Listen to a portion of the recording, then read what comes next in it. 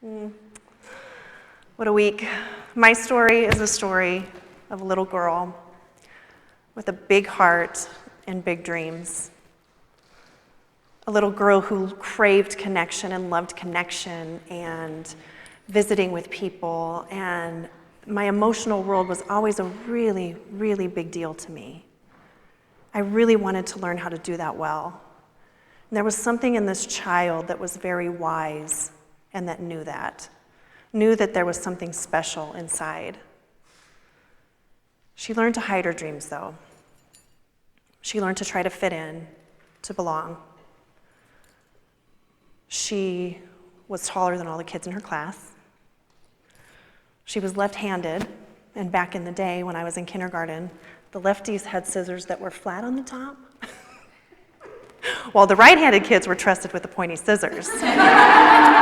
So I was rocking the green-handled scissors with the flat top. Everything, I just always felt very unique. And I didn't necessarily feel like it was a really bad thing, but I did feel like I needed to be small. I feel like I needed to fit in. So I had a group of girlfriends, and we used to play all the time, and we just had the best time. We would play a million things like Charlie's Angels, which I loved so much, and we would play school and teacher, and I'm a coach now. Probably the foundation of that started when I was playing teacher. It was very bossy.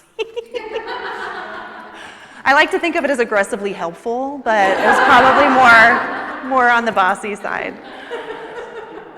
But I had this great group of girls, but I still just felt a little bit different. The way that their families did things, the way that they ate. They always went to church, and we were more cheesters, going on Christmas and Easter, and that was kind of the end of that, you know. So I just felt like I was in this family with 3 older brothers who were very intelligent and into sports, and everything was really performance-driven in my home. So the thing that was special about me or unique about me wasn't really valued about me in my home. So my mom was a boy mom with a daughter. So she always related to me sort of in that way, never fully understanding what I was about. But I had these big dreams, and I would go and I would dream, and I would, the bigger picture was always far more important to me than the day-to-day or the chores, or I was always thinking about my future. And one day we were shopping at the mall. I was with my mom, and I was 4 years old. She'd lost me, and she got super nervous, and she's running all over the mall going, oh my gosh, my 4-year-old, where's my 4-year-old? And if I was a 4-year-old, where would I go? And she was looking in the toy sections and the toy stores, and she found me in the women's shoes. And that's very telling. I always wanted to be 10 steps ahead. I always wanted to be the lady. I wanted to be 10 steps ahead. But again, I learned to keep that just very quiet inside of me and to sort of disown those parts of myself. It never fully went away. When I was in college, I was with some girlfriends, and we were in San Diego on a trip. I always loved San Diego. It's my very favorite city in the US. And there's a town called Coronado right across the bay. And there was this set of condos. And I thought, that is my dream home. So 3 college girls hungover in our sweatshirts and Birks decide, you guys, we need to go look at these condos. We need to get a tour of these condos. And let the real estate agent know that we have the money to cover this. Clearly we can cover this. And so we go on this tour, and it was just a dream for me just to be in this and to think about living a life in this condo with the view of San Diego out ahead of me. It's what I'm made of, is dreams.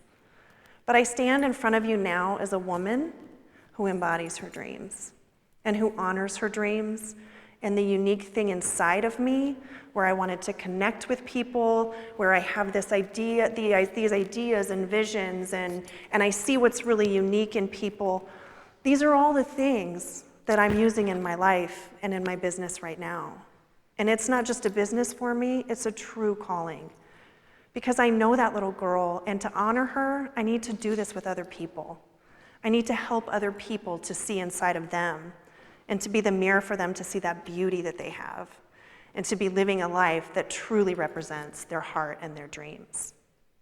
So one of the biggest challenges I have as a coach, I do a big organizational 2-day process with people.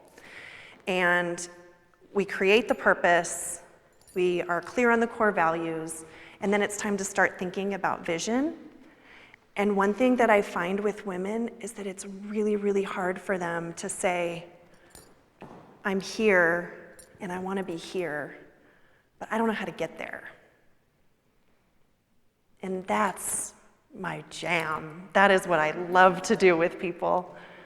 So it's really hard, though, to have them let go and sort of move toward what that vision is, or to even conceptualize that they could do it. There's this huge gap, and I don't know who I'm going to be over here. But what I can tell you today is that I'm walking that out in my own life. If you have a big dream, be careful what you ask for, because you might get it. You probably will get it if you work towards it, but it's always going to involve a process. And I'm starting to fall in love with process. I think it's just a really interesting idea that the journey can be as enjoyable as the final product. And I love to travel. And when I take a trip, the planning part of the trip is so fun for me. That's the vision part, right? The thinking, oh my gosh, what are we gonna do and where are we gonna eat? And it's just so much fun for me to kind of take people there in their lives. But once the trip is over with, it's kind of like, oh, okay, what's next? You know?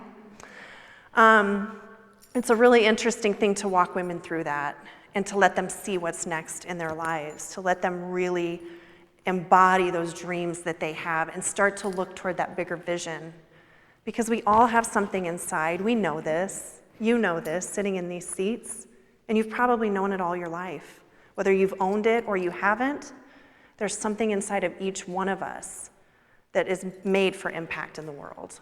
And people need what we have to offer.